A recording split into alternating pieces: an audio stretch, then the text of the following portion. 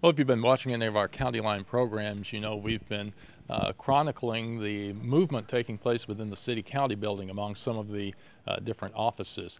And we are in the office now of Allen County Recorder John McGauley. This used to be the treasurer's office on the first floor, and John used to be situated up on the second floor. How has the move been going, John? Remarkably well. I mean, we brought 10 people and 190 years worth of records down here and really haven't had to miss a beat.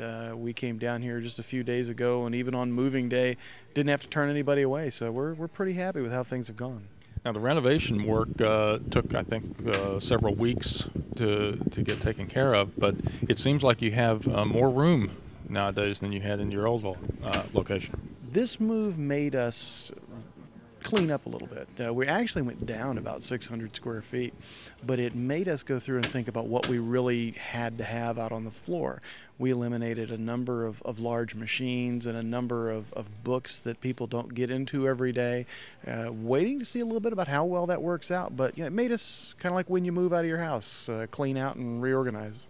Now, what will people maybe notice most of all as they come into the new location here? I think they're going to notice that from a customer standpoint, it's a lot smoother.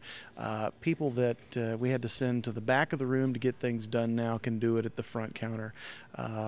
Things are more situated with the customer in mind here. We were able to implement a number of really important workflow improvements when we were designing the new space. So even though you have a little bit less space here than on the second floor, it still seems quite a bit more expansive. Less space that we think is more efficient. We've got things where they need to be less wasted space. We're able to use spaces here that we weren't able to use upstairs, and it's less space but better space. And I know you and your employees were quite involved in the move as you were getting stuff from the second floor to the first floor. Absolutely. We had people packing at the beginning of last week, even the week before.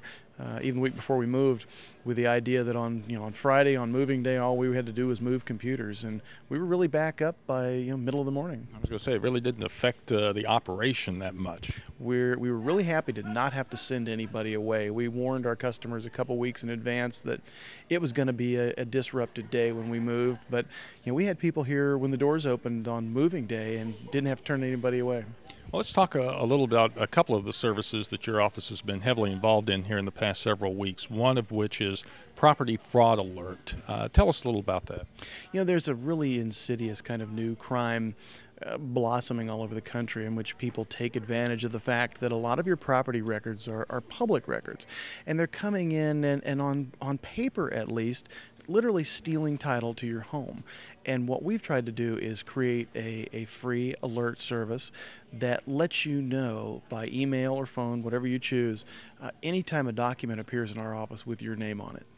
And how can people get that information? You can get that information just by going to www.allencountyrecorder.us, and there's a link right there on the front page, a little blue button that says Property Fraud Alert, and we can sign you up online right there. And so far, since the beginning of the year, we've had almost 7,300 people sign up. How does that compare with, say, counties in other parts of the U.S.? We are number one right now. The closest county is a county in Wisconsin, Winnebago County, Wisconsin, with about 2,300 users.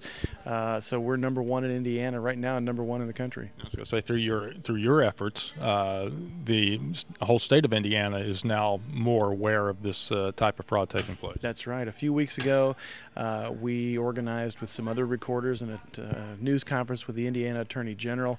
Got the word out really all over the country. There are a number of counties now that are implementing it throughout the state, and even other vendors that support other systems different than the one that we have, who are adding the same kind of feature. So, good news for everybody. And there's another type of, I guess, fraud taking place out there. It may not be technically fraud, but it certainly suggests that folks need to pay more for something that they can get from your office for a lot less. Yeah, it's not fraud, but it's close. It's a lot of people. There's a tremendous number of people here recently have gotten a mailing from National Deed Service with a proposal that, hey, we'll take the trouble off your hands and go down and get a copy of the deed to your home for the low price of $60. We'll mail it to you, no fuss, no muss. But the secret to it is that that is a $1 or a $2 document in the county recorder's office. Even if you paid a few additional fees and got it online through our office, it's still about 10 times less than what this company is proposing to charge you. You know, it's a public record. It belongs to everybody. We don't like people being overcharged for that. Do they seem to be targeting any particular individuals, or is this just sending it out, trying to catch whoever they can possibly get? All of the examples of this that we've seen so far are targeting people who bought homes in 2003, really in the middle of 2003. It doesn't target individuals per se, but the people that wind up falling for it more often than not are the elderly and people who speak English perhaps as a second language. We get a lot of ethnic names on the lists of orders that these guys submit after they get the letters back. So people who are maybe afraid of what they've read or don't understand it. And again, what's the name of the company and where are they located? So if people happen to get this letter, they all recognize it. You'd be looking for a letter from National Deed Service out of Northbrook, Illinois. And you know, if anybody wants my advice, it's throw it away. So beware out there if you get something from National Deed Service. John, thanks a lot for letting us take a look around. We appreciate it, and best of luck to you in your new facilities here. Thanks a lot.